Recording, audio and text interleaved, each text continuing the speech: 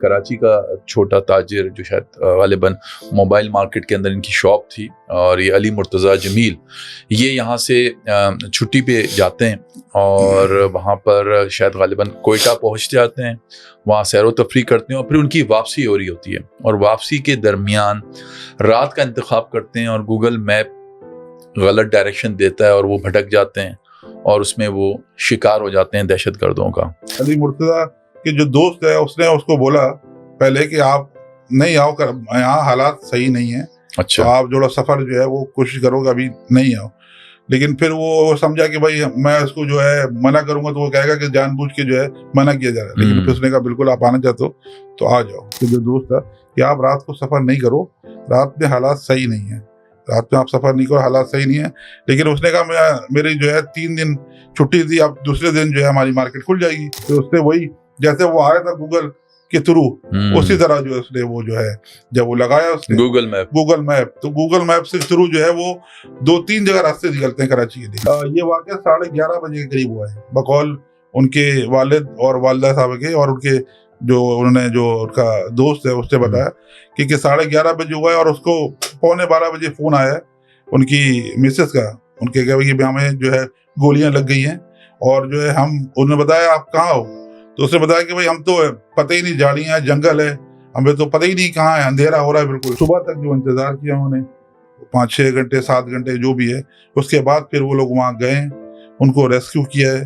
उसको रेस्क्यू करने के बाद जब उन्होंने देखा कि भाई वो तो अली मुर्तज़ा तो शहीद हो गया है और उसकी मिसेस को जो है 5 गोलियां लगी, 3 हाथ में लगी थी उसके और 2 पेट में, 3 हाथ से जो है वो आर पार हो गई थी जो भी है। तो उनको लेके वो लोग अपना, और बच्चियां अल्लाह ने करम किया महफूज रही। हुकूमत बलूचिस्तान का काम था कि उसको जो है वो फौरन जो है उसके साथ देते, उसकी जो लाश को जब बाई एयर या जिस तरह से मरीज को फौरन जो एयर एम्बुलेंस के थ्रू यहाँ भेजा था, ये सब उन्होंने खुद किया, प्राइवेट खुद किया, खुद अपने जो है उन्होंने जो है वो जहाज पे यहाँ से गए, वहाँ से उनको लिया, टिकट लिया, उनका फिर कार्गो कराया, कार्गो में जो है उसकी जो कफन में उनको जो है कफन में फिर यहाँ लेके आए। वो जब सीएम साहब आए, सीएम बलूचिस्तान उनके घर आए, सरफराज बुख्ती साहब आए, उन्होंने बड़ी ताज़ियत की और उन्होंने कहा कि बलोचों का ये रिवाज नहीं कि अपने मेहमान के साथ ये किया जाए। पाकिस्तान में सानेहात की एक लाइन है, तो ये भी एक बहुत बड़ा सानेहात है। अभी जाहिर सी बात है ये चीज़ बहुत इस वक्त हर जगह पर डिस्कस हो रही है, फिर कुछ अरसे बाद हम ये चीज़ें भी भूल जाएंगे और उसके बाद फिर दोबारा से कोई नया एक सानेहा हमारे सामने होगा। तो क्या हमें इस सारी चीज़ों से सीख ये करना चाहिए कि कोई और अली मुर्तज़ा जमील ना बन जाए, तो उसके लिए कोई ना कोई हुकूमती सतह पे उन रास्तों पे रुकावट नहीं करनी चाहिए? आपका ख्याल है कि आया अगर कोई और अली जमील की तरह वहाँ पर ट्रैवल करके जाता है बलूचिस्तान में घूमने के लिए इन इलाकों में, या वापसी में आ रहा होता है, तो उनको रोका जाए? मतलब इस तरह का कोई नेटवर्क नहीं होना चाहिए आप, ताकि कोई और मजीद इन दहशत गर्दों का शिकार ना हो सके? मेरे वालिद साहब कहते थे हमेशा मौत और जिंदगी का वक्त मुकर्रर है, न लौहे महफूज पे लिख दी गई मौत, न 1 सेकंड आगे न 1 सेकंड पीछे। सन 2013 में जनवरी में उनको जो है वो शहीद किया गया। वो अपने घर से अपने ऑफिस से जा निकले थे, 12 रबीउल अव्वल वाली रात थी। अच्छा। और वो जो है वो जो घर से निकले और सो दुकान से निकले अपने ऑफिस से और घर जा रहे थे, अब्दुल्ला कॉलेज के पास उनको जो है वो हिट किया गया, उनको जो है वो फायरिंग की गई, उन पे उनकी गोली जो है वो जबड़े पे लगी और जबड़े से क्रॉस करते हुए जो हाथ पे लगी उनके। तो मुझे पता चला, तो मैं वो अब्बाल में मेरा भाई छोटा भाई साथ था, वो उनके साथ था, वो अल्लाह ने उसको करम किया, उसको नहीं लगी गोली, वो साल लेके जो है अब्बाल शहीद पहुंचा, हमें खबर हुई, हम वहाँ पहुंचे।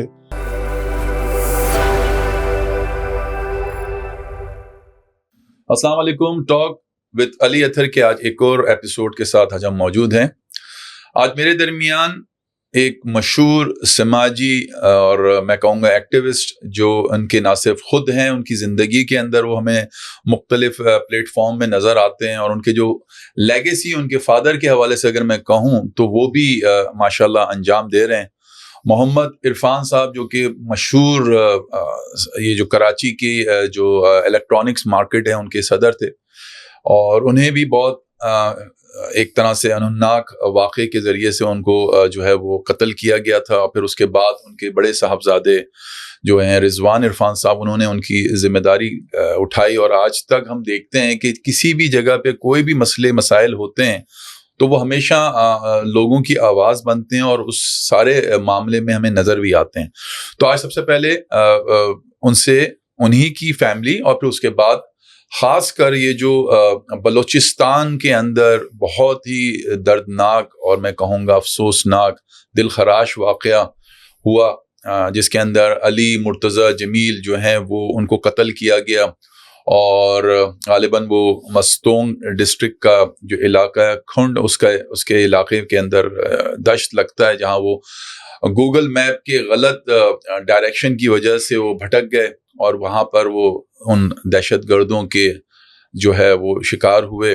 लेकिन जिसे अल्लाह रखे उसे कौन चक्के, उनकी मौजज़ाना तौर पे दोनों छोटी नन्ही बच्चियां महफूज रहीं और उनकी जो बीवी थी वो भी अब कहते हैं कि वो गोलियां लगने के बावजूद वो अभी तक हयात हैं और अल्हम्दुलिल्लाह काफ़ी हद तक अब खतरे से खाली हैं। तो आइए हम अपनी बातचीत का आगाज़ करते हैं। अस्सलाम वालेकुम रिजवान भाई। जी वालेकुम सलाम। सबसे पहले तो शुक्रिया रिजवान भाई आपकी आमद का। और हम बारहा आपको बहुत सारे मसले मसाइल जब भी हम कभी देखते हैं तो हमारी जो टीम है हम खुद भी देखते हैं कि आप बड़े ही अच्छे अंदाज में तमाम ही लोगों के साथ जो है वो मिल के और कराची और दूसरे मसाइल के ऊपर आवाज़ उठाते हैं। तो सबसे पहले तो हम शुक्रगुजार हैं आपका। बहुत शुक्रिया। अच्छा रिजवान भाई, आपकी फैमिली, जाहिर सी बात है आपके जो फादर है, मैंने इंट्रो में ही कहा, सब जानते हैं कि वो उन्होंने भी कराची इलेक्ट्रॉनिक मार्केट के सदर थे और उनके साथ भी एक बहुत ही आई थिंक ऐसा वाक़या हुआ जिसके अंदर बड़ी बदअमनी हुई कराची के अंदर, एक खौफनाक किस्म का ये वाक़या रहनुमा हुआ और उसके बाद गालिबन हमें हमारी इत्तलात के मुताबिक उनको हुकूमत पाकिस्तान की तरफ से एक तमगा शुजात भी मिला और जो गालिबन आपने जाके रिसीव किया। तो ये क्या माजरा था आखिर, क्या थ्रेट्स थे उनको, किस वजह से उनका कत्ल हुआ, थोड़ा सा स्टार्टिंग में मुझे ज़रूर बताएं इस हवाले से। सबसे पहले तो शुक्रिया आपका अली भाई, आपने यहाँ बुलाया मुझे जी जी। और मेरी बात आवाम तक पहुँचाने के लिए जो है आपने अपना ये सेट दिया। जी जी। मैं आपको बता चलूँ, मेरे वालिद साहब 28 साल प्रेसिडेंट है कराची इलेक्ट्रॉनिक एसोसिएशन के। मैं बता चलूँ कि ये जो एसोसिएशन जो बनाई हमारे वालिद साहब ने, ये एसोसिएशन बनाई सन 1978 में। अच्छा। वजह ये थी कि लोगों के साथ नाजायज करना, दुकानदारों के साथ जो है उनको कभी कोई पुलिस उठा के ले जा रही है, कभी कोई इदारा उठा के लेके जा रहा है और ज्यादतियां करना, उन लोगों के साथ जो है उनको जो है रुस्वा करना, उसके बाद उससे पैसे लेना। तो उसके बाद फिर हमारे वाले साहब ने एक एसोसिएशन हमारे से वजूद मिला 1978 में, जिसका कराची इलेक्ट्रॉनिक डीलर एसोसिएशन नाम रखा गया। उसमें पहले मेन मार्केट हमारी सदर थी, तो सदर में आप समझ सकते हैं वो एशिया की सबसे बड़ी इलेक्ट्रॉनिक्स मार्केट है। उसके बाद पूरे कराची में ये फैलता गया सिलसिला। तो वो मकसद ये था कि जुल्म के खिलाफ आवाज उठाना, ज्यादती के खिलाफ आवाज उठाना और दुकानदारों को मुत्तहिद करना। तो हमारे वाले साहब ने ये सिलसिला शुरू किया। पहले वो चेयरमैन थे, उसके बाद फिर वो प्रेसिडेंट बने और अल्लाह का शुक्र 28 साल प्रेसिडेंट रहे। जहां तक आपने शहादत की बात की, वो बड़े निडर थे, वो आप सामने फेस करते थे और जो है वो कहते थे कि भाई किसी से डरने की जरूरत नहीं है। वो उनका जुमला बड़ा मुझे याद है। वो कहते थे, बहुत से होते थे मसले मसाइल, बहुत से लोग कहते थे आप सिक्योरिटी गार्ड रखो, ये रखो, वो रखो। तो मेरे वाले साहब कहते थे हमेशा मौत और जिंदगी का वक्त मुकर्रर है, न लौहे महफूज पे लिख दी गई मौत, न एक सेकंड आगे न एक सेकंड पीछे। तो उसमें वो कायम से कायम रहे। पहले भी उनके साथ एक मरतबा उनका झगड़ा, वो किसी ने गोली मारी, वो पेट में लगी, वो पेट में मौजूद थी। उसके अलावा हमारे वाले साहब ने जो हमेशा जो जुल्म के खिलाफ आवाज उठाई, खड़े रहे। उसके बाद फिर आप समझ लें कराची के हालात बदले, सियासी पर्सनल हुआ सिलसिला और सिलसिला शुरू हुआ, फिर बत्ते का सिलसिला शुरू हुआ। तो मेरे वाले साहब ने कहा कि ना हम बत्ता देंगे, न बत्ता लेंगे, न बत्ता लेने देंगे। उस पर फिर हमारी एसोसिएशन में जो है वो एडमिनिस्ट्रेटर भी डाला गया। फिर वो दूसरे जो है हथकंडे इस्तेमाल किए गए, जाली वोट डाले गए, उसमें उन्होंने बाइकाट किया, लेकिन फेस किया, खड़े रहे सामने। उसके बाद फिर भी काम करते रहे और सन 2013 में जनवरी में उनको जो है वो शहीद किया गया। वो अपने घर से, अपने ऑफिस से जा निकले थे, 12 रबीउल अव्वल वाली रात थी। अच्छा। और वो जो है वो जो घर से निकले और सो दुकान से निकले अपने ऑफिस से और घर जा रहे थे। तो अब्दुल्ला कॉलेज, उन्होंने हमारी वाले साहब ने के जानवर पालने का शौक था, तो उन्होंने बकरियां रखी थी, बकरी के बच्चे भी रखे थे। तो सर्दी के दिन थे। तो मेरे अबू जी ने कहा कि वाले साहब ने कहा कि भाई हम इसके लिए स्वेटर ले लेते हैं, स्वेटर वहां से। तो बनारस में आप समझते हैं वहाँ जो है वो लुंडा बाजार है बहुत सी, तो वहां से उन्होंने जो है उसकी बकरी के लिए जो है वो लिए अपना स्वेटर वेटर। और वहां से आ रहे थे तो अब्दुल्ला कॉलेज के पास उनको जो है वो हिट किया गया, उनको जो है वो फायरिंग की गई, उनपे उनकी गोली जो है वो जबड़े पे लगी और जबड़े से क्रॉस करते हुए जो हाथ पे लगी उनके। तो मुझे पता चला, तो मैं वो बलशेर में मेरा भाई छोटा भाई साथ था, वो उनके साथ था, वो अल्लाह ने उसको करम किया, उसको नहीं लगी गोली। वो साल लेके जो है अबल शहीद पहुंचा, हमें खबर हुई, हम वहाँ पहुंचे तो अल्लाह का करम है, उसको भी हिम्मत थी, खुद खड़े होके जो है वो गए और अपना जो ऑपरेशन थिएटर है, और गोली उनके यहाँ हाथ में लगी हुई थी, वो रुक गई थी हाथ में, खुद अपने हाथ से उन्होंने गोली निकाली और जो जबड़े में गोली लग के क्रॉस करके गई थी वो एक गोली, उसमें उन्होंने इतना उनका असल में टाइम नहीं मिल सका कि वो जो है अपनी पिस्टल उठा सके। अच्छा। क्योंकि हमारे वाले साहब ने पहले भी जो है वो मुकाबला किया है, डकैतों को मारा है। हमारे वाले साहब से जो है वो आप समझते हैं गाड़ियां छिनती थी बहुत पहले, बहुत गाड़ियां छिनने का सिलसिला था कराची में। तो उस वक्त भी उन्होंने उस वक्त मुकाबला किया, उस वक्त भी एक डकैत को मारा, एक को जख्मी किया। उस वक्त के जो DI साहब थे जावेद इकबाल साहब, उन्होंने एक कम्पिटिशन सर्टिफिकेट होता है वो दिया उनको, और बाकायदा एक तकरीब रखी गई हमारे मार्केट में, वो आए। क्योंकि पहले जो DIG एक होता था कराची का, एक DIG था, अब जो है वो 3 DIG थे, हर अलग डिस्ट्रिक्ट और एक एडिशनल IG है। तो पहले एक DIG होते थे, तो वो सब थे मोहम्मद इकबाल साहब, उन्होंने आकर हमारे बजी को जो है सर्टिफिकेट दिया और 1000 रुपए जो है उस पे जो है वो इनाम दिया था, वो अभी तक मेरे पास मौजूद है वो। तो उस वक्त भी किया, उसके अलावा भी जो भी होता था फेस करते थे, वो आप समझ सकते हैं। पहले जो है बड़ी लासानी जो है वो सिलसिला होता था, बड़े जो है एसेटिक जो है वो जो है काम होते थे, वही आपस में जो है वो लोगों को लड़ाया जाता था। उस वक्त भी जो है हमने जो है अपना फेस किया। नहीं, नॉर्थ आजमाबाद में रिहाइश है हमारी, वही रहते हैं। आप समझते हैं एक कटी पहाड़ी होता है, नाम सुना होगा आपने? जी बिल्कुल पता। कटी पहाड़ी जो है वो एक गुजर भी होता है वहां से। और एक जो है वो जैसे जो है एक कराची में एक खौफ की अलामत होती थी कटी पहाड़ी। तो वहां आप जो है शारे नूरजा होती थी, शारे नूरजा में आप दिन में सफर नहीं कर सकते थे। अब तो बड़ा अल्लाह का करम है, बहुत अच्छी हालात है वहाँ। अब तो रातों रात जो है लोग सफर भी कर रहे हैं, वहाँ रेस्टोरेंट भी खुल गए हैं और समझ लिया रौनक लगी हुई है। दिन में जो है दिन में सफर नहीं करते थे हम लोग, उस वक्त भी जो है सफर करते थे। और आप समझ सकते हैं उस वक्त कराची के हालात जो रोजाना 20 से 25 जो है वो लोगों को टारगेट किया जाता था, 20 से 25 को टारगेट किया जाता, और उसमें जो है वो लोग पूछते थे आज क्या स्कोर हुआ। आपको बस इतनी बेइज्जती थी लोगों की, सही बात है। इतनी बेइज्जती थी कि वो लोग बोलते थे कि आज क्रिकेट का मैच है, आज क्या स्कोर हुआ। बिल्कुल सही बात। तो ये सिलसिला था, उस वक्त भी कहीं नहीं भागे, फेस किया, सामने जो है खड़े हुए, और उसमें जो है हमारे वाले साहब को जामे शहादत हुई। वो जो है उसमें जो उनकी जो गोली लगी थी, उसके बाद हमने उनको वहां से शिफ्ट किया अपना आगा खान। जब उनका आगा खान में किया तो उनकी ट्रीटमेंट हो रही थी, तो उसमें जो उनको जो लिटाला गया, जो खून की जो थी वो उनकी जो है वो अंदर गई है, उसमें जाने की वजह से उनको जो चौक हुआ है। और वो जो हमारे जो प्राइवेट हॉस्पिटल है वो भी इसको ट्रीट सही नहीं कर सके, बस अल्लाह की मर्जी थी। उन्होंने मेरे वाले साहब ने कहा था ना कि लौह महफूज पे लिख दी गई मौत, तो उस दिन लौह महफूज पे लिख दी गई थी, और वो उस दिन उनको शहादत मिली। तो इनके जो कातिल थे आपके वालिद के, वो आज तक कभी उनको कैफिर किरदार तक पहुंचे? बिल्कुल पकड़ा, कातिलों को पकड़ा, उनको सजा मिली, सजा दिलाई, उसको उम्र कैद दिलाई उस बंदे को। अच्छा। अभी भी वो जेल में है। उसने कोशिश की हाई कोर्ट में उसकी जमानत की, वो अभी ने खत्म कराई। हमने जाके जेल में ट्रायल किया। कोर्ट में पहले कहते थे, कोर्ट में जब जाते थे, कोर्ट में आप समझते थे क्या हालात थे, जो है सिक्योरिटी के मसले थे।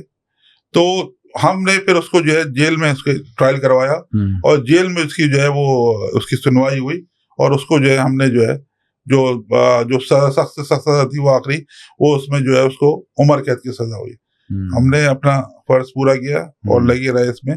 और उसके बाद जो हमारी लेगेसी थी वो हमने शुरू की, एसोसिएशन की। 2016 में हमने जो है वो इलेक्शन लड़ा, हमारे सिंध हाई कोर्ट से जो है हमारे चीफ जस्टिस साहब ने इलेक्शन कराया। उसमें जो है सिटी कोर्ट में उस पर इलेक्शन हुए 2016 से, और 2016 से 3 साल का हमारा होता है, हर 3 साल बाद जो है इलेक्शन होते हैं, और हम कंटिन्यू जो है वो चल रहे हैं।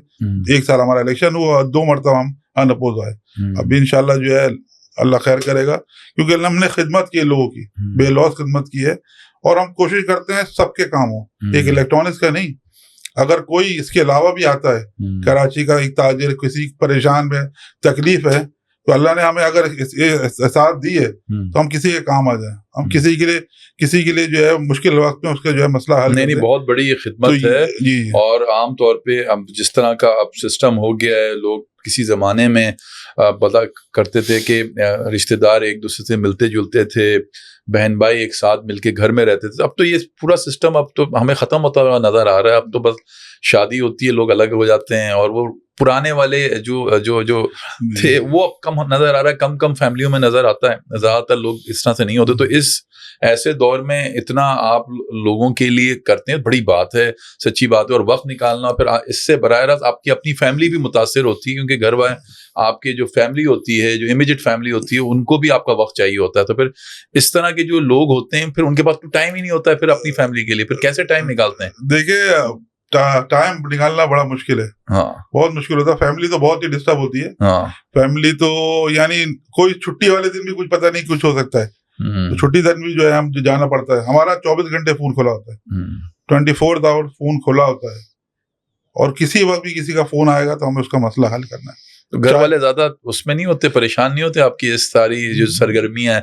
परेशान अब तो वो तो उनको जो है अब आदत सी हो गई, जैसे कहते हैं ना, आदत सी हो गई है। तो अब उनको आदत सी हो गई है। अच्छा, तो वो भी समझते हैं कि भाई एक जिम्मेदारी है, एक जो है वो फैमिली को जो है वो टाइम, जो अब असल में अब पहली फैमिली जो है हमारे दुकानदार है, उसके बाद फिर हमारी फैमिली। लेकिन प्रेफर करता हूँ उन लोगों को, लेकिन हमारी फैमिली भी जो है वो डिस्टर्ब होती है। लेकिन उन्होंने को पता है कि अच्छे काम कर रहे हैं, लोगों की खिदमत कर रहे हैं, दुआएं मिलती हैं, तो देखते हैं। तो वही सिलसिला जो है हमारा शुरू जैसे हमारे वाले साहब ने किया था, वही सिलसिला हमारा। अल्लाह आपको इन सारी सरगर्मियां करने पे अल्लाह ताला से दुआ गो हैं कि हमेशा आपको इसका सिला भी दे, और हमेशा आपको ये हौसला दे कि आप इतने सारी चीज़ों को करें। अच्छा, अब मैं एक टॉपिक पे आऊँगा जो कि बलूचिस्तान के अंदर, जो मैंने अपने इंट्रो में ही बोला था रिजवान भाई, कि ये जो इलाका था दश्त, उसके अंदर एक कराची का छोटा ताजिर, जो शायद गालिबन मोबाइल मार्केट के अंदर इनकी शॉप थी, और ये अली मुर्तज़ा जमील,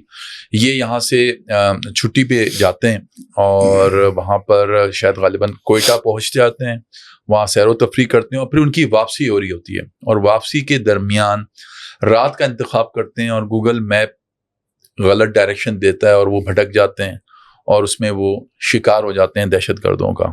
तो इस हवाले से हमारे नाजरीन को बताएं, क्योंकि माशाल्लाह मैं देख रहा था आप तो मुसलसल, सरफराज बुगटी भी आए थे बलूचिस्तान से, और गवर्नर साहब भी आए थे, और दूसरे जो भी लोग हैं गवर्नमेंट के, उनके साथ आपकी अभी तक की क्या अंडरस्टैंडिंग है इस वाक़े के हवाले से, ज़रूर बताइएगा, और इस फैमिली के हवाले से। देखिए, सबसे पहले बताऊँ मैं आपको, एक जो हमारा अली मुर्तज़ा है, ये हमारा स्टार सिटी का दुकानदार है। तकरीबन कोई 2-2.5 साल से जो है वो मोबाइल का काम कर रहा है। इनके वालिद साहब के जो काम है वो है गारमेंट्स का, जो बचखाना गारमेंट होते हैं, उनकी दुकान है वो। ये कारोबारी लोग हैं, मेहनत करने वाले लोग हैं, मेहनत करके जो है यहाँ तक पहुंचे हैं। ये 7 मुहर्रम को यहाँ से गए हैं अपनी मिसेस को और दोनों बच्चियों के लेके कोयटा। पहली मरतबा गए कोयटा, पहले कभी नहीं गए। ड्राइव करके पहली मरतबा गए। हैदराबाद या इधर तो चले जाते थे, लेकिन क्योंकि हमारी मार्केट होती है 3 दिन बंद, 8 मुहर्रम, 9 मुहर्रम और 10 मुहर्रम। तो इसी हिसाब से इन्होंने अपना विजिट किया कि हम 2-3 दिन वहाँ रुकेंगे, थोड़ा इलाका भी देखेंगे, खूबसूरत जो हमारा बलूचिस्तान है उसको देखेंगे। उसके हिसाब से फिर हम लोग ये सब, क्यों, और इनके एक दोस्त भी कोयटा में रहते थे जो हमारे अली मुर्तज़ा का, तो वहाँ भी उन्होंने कहा कि भाई जो है हम उससे मिलेंगे। लेकिन वो उस अली मुर्तज़ा के जो दोस्त है उसने उसको बोला पहले कि आप नहीं आओ, यहाँ हालात सही नहीं है। अच्छा। तो आप जो सफर जो है वो कोशिश करोगे अभी नहीं आओ। लेकिन फिर वो समझा कि भाई मैं उसको जो है मना करूंगा तो वो कहेगा कि जानबूझ के जो है मना किया जा रहा है। लेकिन फिर उसने कहा बिल्कुल आप आना चाहते हो तो आ जाओ। तो फिर उन्होंने सफर किया, वो गए यहाँ से, उसके बाद पहुंचे वहाँ 2-3 दिन वहाँ उन्होंने जो है बड़ी जो है उसकी खिदमत की, जो हमारा रिवाज है बलूचिस्तान में लोगों का, मेहमानदारी, खाना खिलाना, उनको लेके जाना, जियारत भी लेके गए, उनको जियारत भी घुमाया, और जो है और जहाँ जहाँ उनको लेके जाना था वो लेके गए उनकी फैमिली को। जो उनकी हमारे एक दुकानदार के जो दोस्त है उसकी सिस्टर, उन्होंने भी बड़ी उनकी खिदमत की। उसके बाद इसका वापसी उन्होंने जब 10 बजे इन्होंने वापस आने की कोशिश की, 10 मुहर्रम को वापस आने के लिए। तो उसने बोला भी उसको, उसके जो दोस्त था, कि आप रात को सफर नहीं करो, रात में हालात सही नहीं है, रात में आप सफर नहीं करो, हालात सही नहीं है। लेकिन उसने कहा मेरी जो है 3 दिन छुट्टी थी, अब दूसरे दिन जो है हमारी मार्केट खुल जाएगी और हमारा जो है वो कारोबार जो है वो 3 दिन के हिसाब से हम आए थे, क्योंकि वो पहली मरतबा के उसको इतना अंदाजा नहीं था कि क्या हालात होंगे। फिर उसने वही जैसे वो आया था गूगल के थ्रू, उसी तरह जो है उसने वो जो है जब वो लगाया उसने गूगल मैप, तो गूगल मैप से थ्रू जो है वो 2-3 जगह रास्ते निकलते हैं कराची के लिए, रॉन्ग डायरेक्शन में जो कोशिश ये करते, गूगल जो है कभी ऐसा होता है कि कोई ऐसा रास्ता दिखाता है कि वो करीब होता है, लेकिन थोड़ा वो जो है समझ ले कोई कॉम्प्लिकेटेड होता है वो, तो उसमें वो निकला है वो। तो इसका मतलब यहाँ पर मैं ये भी कहूंगा आपको, सॉरी टू इंटरप्ट, कि हमें 100% गूगल मैप की डायरेक्शन पे नहीं, अगर आप फर्स्ट टाइम जा रहे हैं किसी भी जगह पे, तो 100% आप गूगल मैप की उस डायरेक्शन में मत यकीन करें, कभी आप इस तरह से भटक भी सकते हैं। बिल्कुल होता है। आप तो वो तो इतना बड़ा इलाका है बलूचिस्तान का बता रहे हैं, शहर में हो जाता है, हमारे यहाँ कराची शहर में हो जाता है कि वो कभी कभी दूसरी गली में निकलता है, आदमी जो है भटकता रहता है वो। तो उसको पहली मरतबा गए थे, उसमें जो है फिर वो वहां से निकले तो तकरीबन कोई समझते हैं कोई 10 बजे या 10:30 बजे वहां से निकले हैं। 9 मुहर्रम का वाक़या है, 10 मुहर्रम की रात 10 मुहर्रम की रात को 10:30 बजे निकले हैं वहां से। और वो उसने अपने दोस्त को लाइव लोकेशन दी कि भाई मैं ये निकल रहा हूँ, ये लाइव लोकेशन है। और उसके जो दोस्त के जो जानने वाले थे भाई थे, तो उसने उसको जो है उसको आगे तक छुड़वाया, मतलब समझ लें कराची से हब तक, जैसे इतनी दूर तक उसको छुड़वाया कि भाई अब तुम यहाँ से आगे जाओ। तो उसके हिसाब से वो निकला है। और वो कुछ जो रास्ता जो उनका ये जो आपको बता रहे हैं ये दश्त का इलाका, वो उस तरफ गया है, वो उस तरफ गया है, तो उसकी लोकेशन बंद हो गई। तो तकरीबन कोई ये वाक़या 11:30 बजे के करीब हुआ है, बकौल उनके वालिद और वालिदा साहब के, और उनके जो उनका दोस्त है उसने बताया कि 11:30 बजे हुआ है। और उसको 11:15 बजे फोन आया है उनकी मिसेस का, उनके क्या भाई हमें जो है गोलियां लग गई हैं, और जो है उन्होंने बताया आप कहाँ हो, तो उसने बताया कि भाई हम तो पता ही नहीं, झाड़ियां जंगल है, हमें तो पता ही नहीं कहाँ है, अंधेरा हो रहा है बिल्कुल, और जो है अली को गोलियां लगी हैं, मुझे भी गोली लगी हैं, और आप आ जाओ लेने के लिए, हमें आप आ जाओ लेने के लिए। तो उसने आप बताएं तो कहाँ, क्योंकि लोकेशन तो है, लाइव लोकेशन तो बंद हो गई थी, तो किस तरह वो करते वो। तो वो उसमें जो है उन्होंने जो है वो वहां से निकले उनके दोस्त, और यहाँ से जो कंटिन्यू जो है उनकी वालदा और जो उनके वालिद साहब थे और उनकी सिस्टर थी अली मुर्तज़ा की, वो कांटेक्ट में अपनी अपनी भाभी और बहू के जो है वो कंटिन्यू कांटेक्ट में रही, मतलब 6-7 घंटे जो है कंटिन्यू वो फोन में बात की। वो यही कह रहे थे कि हमें आके ले जाओ। तो वो यहाँ से ही कराची से ये लोग निकले हैं बाय एयर, और वहां से जो है वो कोयटा से जो है उनका दोस्त और उनके जानने वाले जो निकले हैं इस जगह के लिए।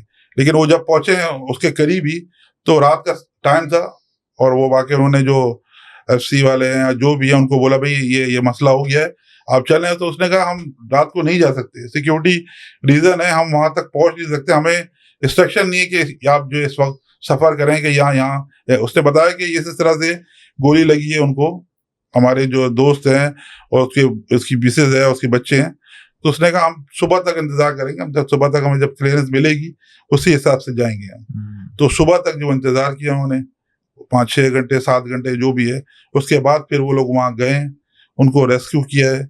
उसको रेस्क्यू करने के बाद जब उन्होंने देखा कि भाई वो तो अली मुर्तज़ा तो शहीद हो गया है, और उसकी मिसेस को जो है 5 गोली लगी, 3 हाथ में लगी थी उसके और 2 पेट में, 3 हाथ से जो है वो आर पार हो गई थी जो भी है। तो उनको लेके वो लोग अपना, और बच्चियां अल्लाह ने करम किया महफूज रहीं दोनों बच्चियां। लेकिन यहाँ मैं ये बोलूंगा अपना रिजवान साहब के उन बच्चियों के ऊपर कितना बड़ा लाइफ टाइम ट्रामा है कि अपने सगे बाप को, इतनी छोटी छोटी नन्ही मासूम बच्चियों ने अपने बाप को कत्ल होते हुए देखा, और उस औरत पे जो उसकी बीवी है उसने मतलब कैसे इतने मतलब थोड़ी देर के लिए आप इमेजिन कर लें अपने आप पे, तो वाकई आप सोचते हैं कि यार इतनी बड़ी मुसीबत, इतना बड़ा, इतना कैसे वो इस ड्रामा से इस चीजों से निकल पाए।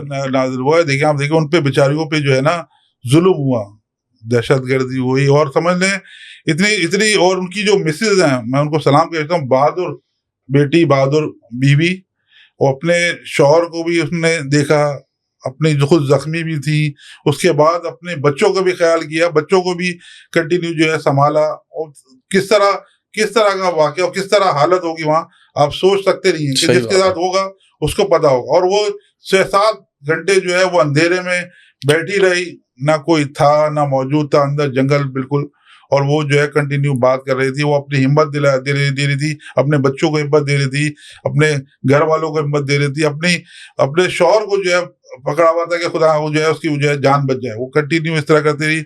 उसके बाद जब उनको जो है वो लेके गए वहाँ क्वेटा, वहाँ जाके उनका जो है वो इलाज कराया, जो भी उनकी जो है वो जो मरहम पट्टी करनी थी वो की, जो गोलियां थी वो निकाली गई हाथ से, जो भी था सिलसिला।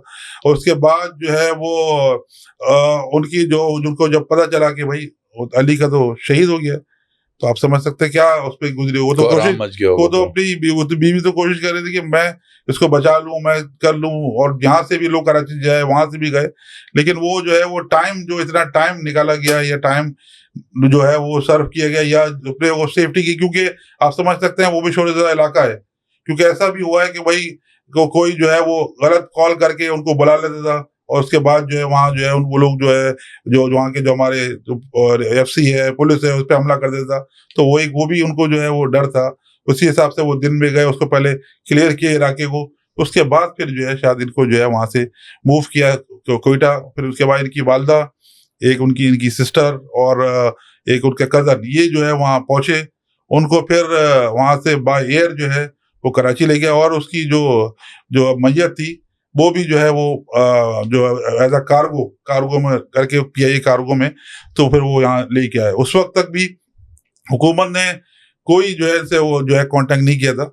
या वही मैं पूछना चाह रहा था कि ये जो सारा वाकया हुआ, तो उसमें हुकूमत बलूचिस्तान और हुकूमत पाकिस्तान या हुकूमत सिंध का क्या किरदार रहा इस सारे वाकये के अंदर? देखिए, वो बताते हैं कि जब ये वाकया होने के बाद जब क्वेटा पहुंचे तो जब वो इलाज हो रहा था, तो हुकूमत बलूचिस्तान का काम था कि उसको जो है वो फौरन जो है उसके साथ देते हैं, उसकी जो लाश को जब बाय एयर या जिस तरह से मरीज को फौरन जो एयर एम्बुलेंस के थ्रू यहाँ भेजा था, ये सब उन्होंने खुद किया, प्राइवेट खुद किया। खुद अपने जो है उन्होंने जो है वो जहाज पे यहाँ से गए, वहां से उनको लिया, टिकट लिया, उनका फिर कार्गो कराया, कार्गो में जो है उसकी जो कफन में उनको जो है कफन में फिर यहाँ लेके आए। वो बाद में जब ये सोशल मीडिया पे चलना शुरू हुआ, जब ये सिलसिला हुआ कि ये हुआ है, तो उसके बाद फिर वो जागे। फिर उसके बाद उन्होंने जो है फौरन कांटेक्ट किया, हुकूमत बलूचिस्तान ने अपने जो है सेक्रेटरी या जो भी है उनको भेजा भी यहाँ, और उन्हें बाकायदा ये बताया कि भाई हम जो है इसकी जितने भी आपकी जो बहू है उसका जो इलाज आप कोशिश करें कि फौरन प्राइवेट पे करें। प्राइवेट में जो है उनको फिर शिफ्ट किया गया, और जो भी अखराजात जो प्राइवेट हॉस्पिटल के हैं वो जो है वो हुकूमत बलूचिस्तान कह रही है, हमारी जिम्मेदारी है, वो कर भी रहे हैं उसमें।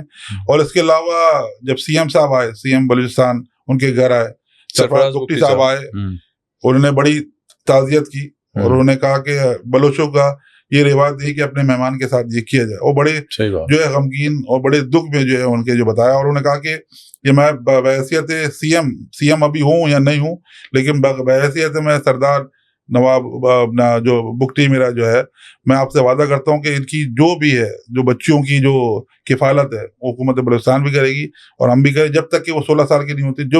जो स्कूल में पढ़ाना है, जो कॉलेज पढ़ाना है, वो जो है इसकी जिम्मेदारी हम लेने को तैयार और हमारे यहाँ पर जो सिंध गवर्नमेंट के गवर्नर साहब हैं और चीफ मिनिस्टर, उनका क्या रोल है? सिंध गवर्नमेंट ने भी जो है इसमें जो है वो हमारे गवर्नर साहब ने भी कहा कि हम जो है इस पे पूरा लेंगे आगे, और CM अपना आगे प्राइम मिनिस्टर साहब को भी बताएंगे कि ये सिलसिला है, और जो भी आपको किसी चीज की भी जरूरत है उनका, वो तो कहते हैं हमें किसी चीज की जरूरत नहीं, क्योंकि हमारा तो बेटा चला गया ना। सही तो मेन जो था उनको, क्योंकि मौत का नेबल बदल नहीं है, लेकिन उन्होंने ये कहा कि भाई कि जो है हम जो सरकार का जो फर्ज बनता है वो सरकार ने काम करेंगे। इसके अलावा सिंध गवर्नमेंट से हमारे मुर्तज़ा वहाब साहब भी आए थे। मुर्तज़ा वहाब साहब ने भी बोला, अपना नंबर भी दिया, और उन्होंने कहा कि भाई कोई भी आपको कोई भी काम हो, कोई भी मसला हो, इंशाल्लाह हम आपके साथ। इसके अलावा उनके एक एडवाइजर थे CM साहब के, सुखदेव साहब, वो भी आए सोए वाले दिन, उन्होंने भी जो है CM साहब को सारी रिपोर्ट दी। उन्होंने कहा कि ये सिलसिला है। देखिए, ये काम जो है 2-3 दिन बाद हुआ, ये उस वक्त पहले हो जाता। और इसके अलावा जब उनका इंतकाल हुआ मैयत में, तो कोई सरकारी की तरफ से किसी को आना चाहिए था उसकी मैयत पे, लेकिन वो 2-3 दिन बाद भी ये सिलसिला हुआ। लेकिन अभी भी जो है वो कहते हैं कि हमें किसी की मदद की जरूरत है, हमारा जो है हमें इंसाफ दिलाया जाए।